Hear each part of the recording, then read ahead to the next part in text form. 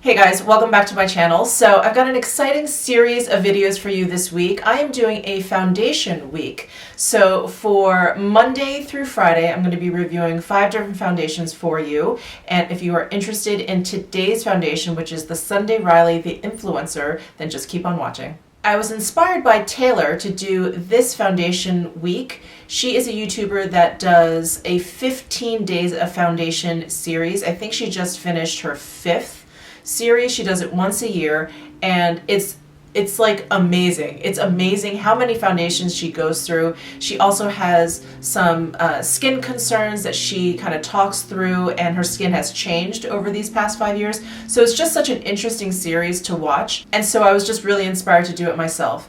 Last month, I felt like it was like eyeshadow palette crazy, and I felt like this past month, it's been foundation crazy. I am usually someone that kind of sticks to a couple foundations. I like those. I wear those generally all the time. But I've really been attracted to a lot of these foundations that have been released. So I thought that this series would be a lot of fun. I thought it would be really informative. And we're starting off with the Sunday Riley the Influencer. So before we get into the whole demo and the rest of the video, I do just want to, well, first of all, welcome any new viewers. Thank you so much for tuning in. But I just wanted to give you a little bit of background on me if you are new. If you aren't, this may also still be news to you. But I am 44. I'll be 45 later on this year. So I have maturing skin. As much as I hate that term, I don't know how else to say it, but I have maturing skin. So it is, you know, it's a little bit fussy. It's definitely very, very different from my skin when I was in my 30s. And I have very dry, very sensitive skin. I suffer from eczema. So while my eczema has been mainly under control, so that's a little bit of background on my skin and the viewpoint that I'm coming from. So I do want to mention during this foundation week that some of these foundations will be like a first impression. Some of them will be a little bit more of an in-depth review because I've been playing with them a little bit, but they are all relatively new to me. I want to say within the last month I've purchased them. So for this Sunday Riley the Influencer, this will be the second time that I'm actually putting this foundation on. I actually filmed this video already once before, but I was using my older camera and I got a new camera and I thought, let me just redo it, and actually let me just give it another chance because I didn't actually like it very much the first time around. So I wanted to give it another shot. I wanted to do it on my new camera, and so this will be a second impressions, if you will. So let's get into this video. We're going to be trying the Sunday Riley the Influencer foundation. So I purchased this during the Sephora VIB sale. This is what the foundation looks like. It comes in a tube, but it actually has a pump at the top, which is really nice. And I have it in the shade 140. I will link to this and all the products I have on my face down in the description box, which I always do. I'll also have timestamps down below for my application, my check-in, my final thoughts, all that kind of stuff. I generally try and add timestamps to my description box for any of my videos where it makes sense to add them. So anyway, you can always check down there if you kind of want to just fast forward to my final thoughts. But let's talk about some of the claims of this particular foundation. So it is, sorry, I'm like going between the box and the tube. I think the tube actually has a little bit more information here. So, oh God, how do you pronounce this? Cyclopentasilicane. Cyclopentasilicane free, synthetic fragrance free, talc free, gluten free, paraben free, and cruelty free. It's clean, it's natural looking, it's long wear, satin matte finish, quick to apply, lightweight, easily buildable, medium to full coverage, expertly conceals redness, large pores, dark spots, controls oil, never dehydrates, blah, blah, blah. And it's enhanced with Canadian willow herb, oat, chamomile, ginkgo biloba, green tea, and northern truffle extracts. Ooh, I do love a good truffle. Balances the appearance of surface skin redness for naturally flawless skin. That is a lot of claims, so we will definitely be putting it through the test. They also came out with a nice shade range. I believe there's 20 shades. I'm looking at the Sephora site right now. I think there's 20 shades, and it looks like at the moment color 120, which is fair with neutral undertones, is sold out, but everything else looks like it's still in stock. It's also $42, and there is, I believe, 1 ounce. So far it looks like it's gotten mixed reviews, so we will definitely put this foundation through the test. So if you're interested in seeing me apply this foundation, do a check-in, and then give you my final thoughts, then just keep on watching. All right, let's get this party started, this foundation party started. I need to tie my hair back because I need to get a haircut. All right, so we're gonna start with the Sunday Riley Influencer, the Influencer, excuse me. I think it's a very odd name for a foundation. So I've got a sponge and I've got 3 brushes to try. We'll just kind of see what happens, but this is a Chikuhodo GSN 05. This is the Zoeva Face Shape brush, the number 110, and then this is the Sonia G Base 1 brush, which is like my holy grail. But we'll play around and kind of see what happens. So for the past couple of days, oddly enough, I've been applying foundation with a sponge. I don't know what's gotten into me, but I thought I would kind of whip it out in case I felt like doing that again, at least kind of testing out a sponge application with this foundation. So let's go ahead and pump some out onto the back of my hand here. It is a teensy bit runny, so it has a fluid texture. I'm just gonna dot this all over. I'm gonna start on one side of my face so we can kind of see the difference. You guys can probably see how much tanner my forehead is than to, let's say, well, like to my neck. I'm like 4 shades different, literally. And I try and get something that's kind of in between. People always tell me to match my neck, but if I put that color on my face, I look so pasty. So I try and get something that's kind of in between, and then I prefer to kind of just bronze up my neck area. It needs a little bronzing anyway, so that's what I usually do. So we've got 140 here. Let me start with my trusty Base 1 brush from Sonia G. This foundation does not have SPF, by the way.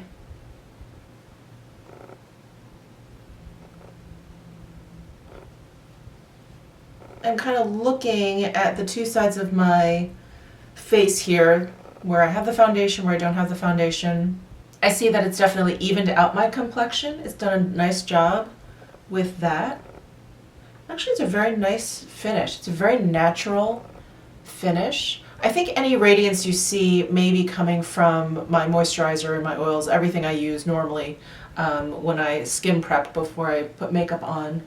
So satin matte finish, lightweight, long wear, natural looking, medium to full coverage. I don't think this is a medium to full coverage. I think this is definitely more of like a light to medium. I feel like this is very, very natural, which actually pleases me more. It does say it's easily buildable. Okay, well, let's get a whole layer down, but I just wanted you guys to see the difference here with foundation, without foundation. 1 light layer. And let's go ahead and apply some more to this side, and we'll use maybe the sponge this time. There's barely a scent. It's like very nondescript also. And I'm going to take my sponge. It's already been wet. This, by the way, is the Sonia Kashuk sponge that I got at Target. I love this sponge. It's gigantic, and it has a great texture. I really love it. You know what I find interesting? I find the side that I used the brush, I find that to be a little bit, it has a little bit more of a glow, where this side where I use the sponge, it definitely has more of like a satin matte finish. So I find that very, very interesting. Usually it's kind of the other way around because of the moisture in the sponge. It usually adds a little bit of moisture. I'm not seeing that. Isn't that funny? That's the only difference I see, is the actual finish, where this is a little bit more matte, this is a little bit more radiant. But in terms of coverage, I don't think, usually again I find the sponge coverage to be a little bit more sheer, and I don't find this side to be any more sheer than this side. I feel like the coverage is very similar. So it says that this is easily buildable. Shall we go in and try? Let's put on maybe another 1 pump, but all over. So far I've used 2 pumps, 1 on each side. So maybe if I can just spread this around all over, we can see how easily buildable this is. And I'm going to use this Base 1 brush again. Oops, I probably should have left this side undisturbed so we could compare, but maybe I just won't blend that in just yet. Maybe we can still compare. So now we've done a second layer with the brush on this side of the face, and I feel like it's starting to look a little bit cakey. It's starting to look a little bit thick, and I don't know if that's the brush application. So I'm going to go in on this side with the sponge, and we'll see how that looks.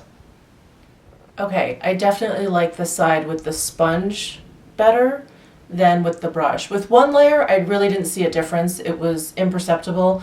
With the two layers, with the trying to build it up, I definitely feel like the side with the brush is much cakier, and it's starting to emphasize like weird texture on my skin, like pores around my nose and on my chin. So I'm gonna go over this side of my face with a sponge. Okay, I am liking this much better with the sponge. I think with the brush, this makeup just sort of ends up sitting on top of your skin where the sponge really kind of works it in. And I think this particular foundation really needs it. Some foundation it doesn't need, it doesn't need the help. It kind of just sinks in. This, I feel like it really needs this sponge to kind of press it into the skin. And maybe the moisture in the sponge is helping also. So in terms of coverage, it definitely was built up. I would say with two layers that this has been built up to like a medium to full. Definitely not full. I don't think we're there yet, but I think we've surpassed medium. I think my skin tone looks like really evened out. So that's nice. Now that I've gone over my entire face with the sponge, I don't feel like it's emphasizing texture. So far so good. I am going to try and zoom you guys in so you can see sort of the details here around my chin, around my nose, and on my forehead. That's generally where I have issues, where I'll see like little kind of scaly texture up here because of my eczema issue, and then around my nose and chin where it's a little bit oilier, you'll see pores sometimes and a little cakiness, but this is looking pretty good. All right, so I think what I'm going to do for this foundation test is I am going to forego any concealer and any powder at the moment. I want to see how kind of naturally radiant this foundation gets without any powdering. I also want to go without concealer because I like to see how the area around my eyes, which is generally where I put concealer, I want to see how that skin kind of looks after a couple hours of wear and stuff with this foundation. I want to see if it kind of sinks into my fine lines, if it starts to make my eyes look a little aged. I really kind of want to see that all on its own. So I'm not going to put any concealer or powder on, but I will do the rest of my face so I don't look kind of creepy. So I will be right back. All right, I've put on the rest of my makeup, and if you're curious, I'm actually playing around with the new Marc Jacobs Coconut Fantasy, I think is what he's calling this coconut line he came out with for summer 2018. So I have some of the new dewdrops here on my cheek and forehead area to kind of bronze up a little bit, and I'm also using the new eyeshadow palette on my eyes. But there will be a full review on those products coming up. But today we are still talking about the Sunday Riley, the Influencer Foundation. So far it's looking great, and it's been about another hour. I should probably tell you when I started. So I started at 9 o'clock. It is about 10:15 now. So I only have cream products here on my cheek area. I have a little bit of cream product here, but I basically have nothing along my jawline, my nose, upper lip area. I left that all as is. I'm really curious to see if I'm going to need to kind of like powder my nose or anything later on in the day, or if I feel like it needs to be set down. I want to see what the transfer is and everything. So I will be back around lunchtime to kind of give you an update, and I will see you then. Hey guys, I am doing my check-in. It's about 12:30 in the afternoon. I just finished eating lunch. I hope I don't have food in my teeth. So I thought I would just stand in front of my window here, which has natural light coming through. And I was just inspecting my face, and it looks like this foundation is basically doing what it did the first time I tried this. It's slowly starting to emphasize my texture. It's not necessarily like breaking up the way foundation does around areas that are a little bit more oily. It just looks like it's starting to like, I don't know, like settle. I hope you guys can see this. But it's starting to do weird things around my chin here, around my nose, and then definitely up on my forehead. It's doing some funky things up there. It could be the fact that I didn't set it down with any powder, but I did that with my first test and the same thing happened. So I don't think that's the case. I think it is more just kind of what's happening around areas that's a little bit more oily on my dry skin. So in terms of everywhere else, like on my face and everything, I think it looks great. I don't think it's necessarily emphasizing my fine lines around my eyes. I think it looks fine there. And I don't think it's faded. It definitely has not oxidized in any weird, funky way. You can see that it's still matching my neck pretty well. So yeah, so far it's okay. So far it's okay. It's just not the best. I have foundations that don't do this, that look a little bit better around my nose and my chin. So there you have it. I will see you at the end of my day to give you my final thoughts.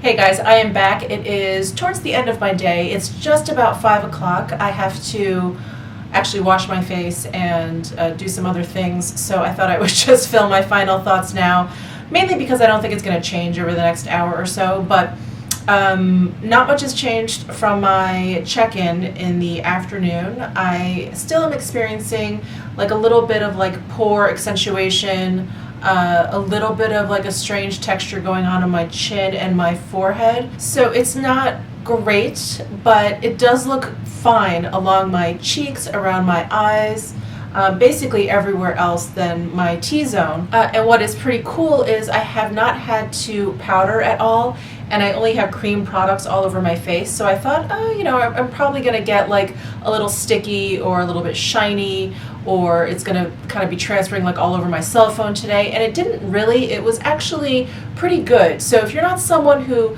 powders, this would be a good foundation for you. But I don't like what it's done over here, especially my chin. I feel like this is such a weird part. I don't really have texture here. I mean, right now I have this blemish, but I don't really have texture on my chin, and my chin isn't necessarily oily. So I didn't powder today, but the first time I wore this foundation, I did powder, and the same thing happened. So I don't think that powdering would make a difference. I thought maybe it was like my oils kind of breaking through. I thought maybe it was like mixing with the powder and kind of like doing a weird thing, which is why I chose not to do any powder today, but I'm seeing the same things here. So I don't think this foundation is for me. And usually if a foundation doesn't work for me, I'm fairly confident in saying if you have dry skin like me, it probably won't work for you either.